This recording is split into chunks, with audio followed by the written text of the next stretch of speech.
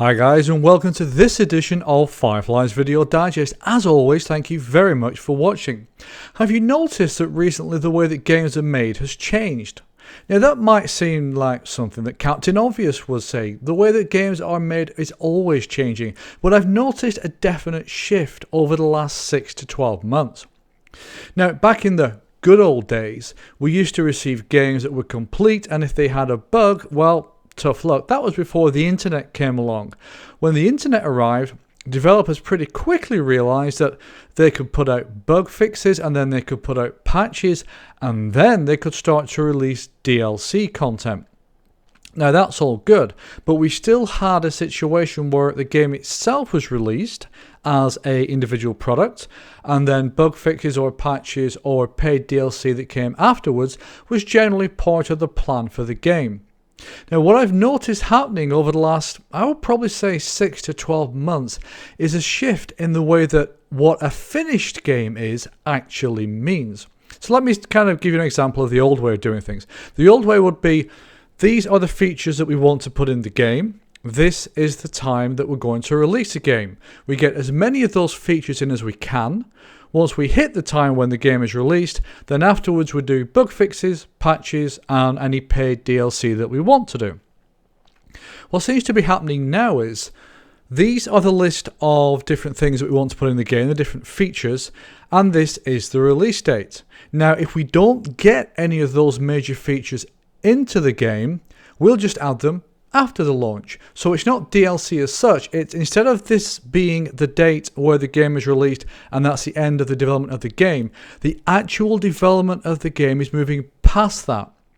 Now, most games these days, in fact most products these days, have what's called an MVP, which is minimum viable product.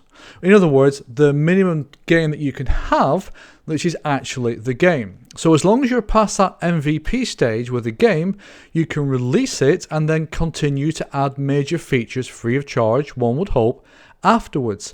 So the release date of a game becomes less important, because you will continue to add features after that release date. The release date becomes just a point in time, a point in the development, and not the end of the development.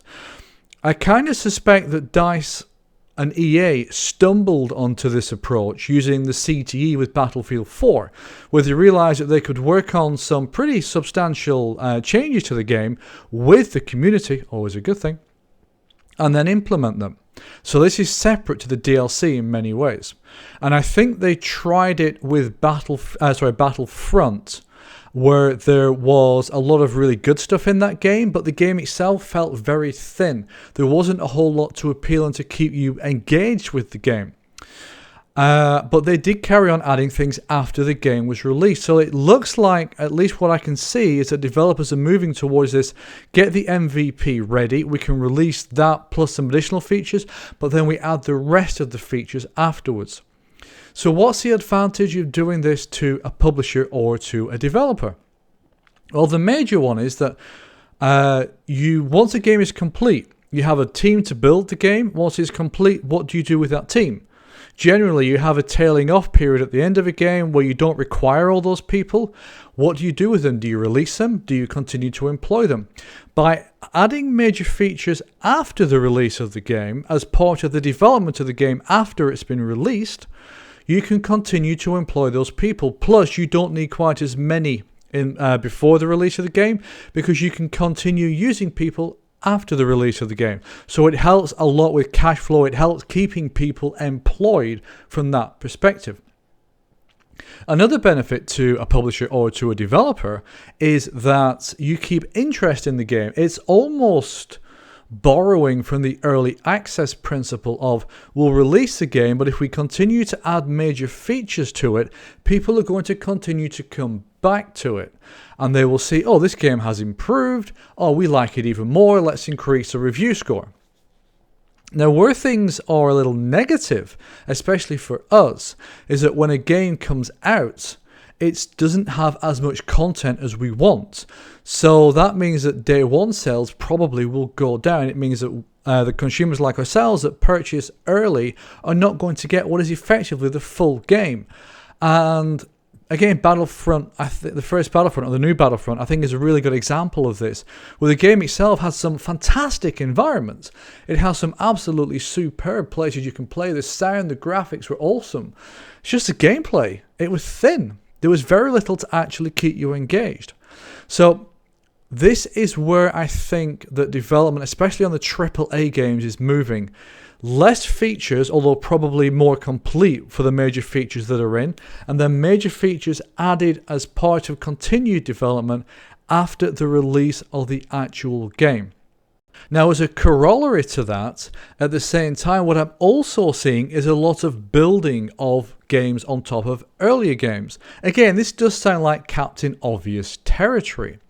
But if you look at Battlefield 3, for example, you can see that that was an entirely new base. But Battlefield 4, I think, was a lot easier to develop because a lot of the hard work for the base game had been done with 3.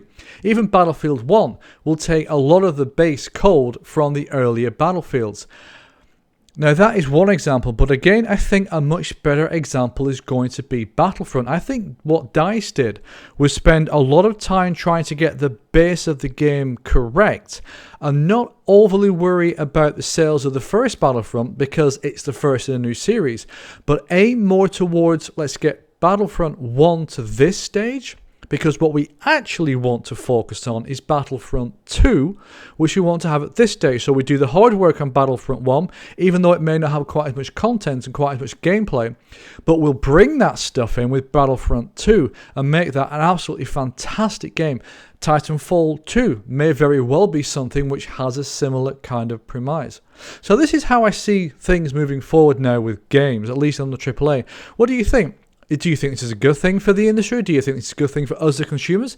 Do you think that we're just simply getting screwed over by these big publishers and developers and that, hey, guys, just release a finished game for Pete's sake? So let me know what you think in the comments. If you've enjoyed this video, please hit that like button. And if you've really enjoyed this video, please hit that subscribe button. That's it for now. As always, enjoy your gaming. Take care.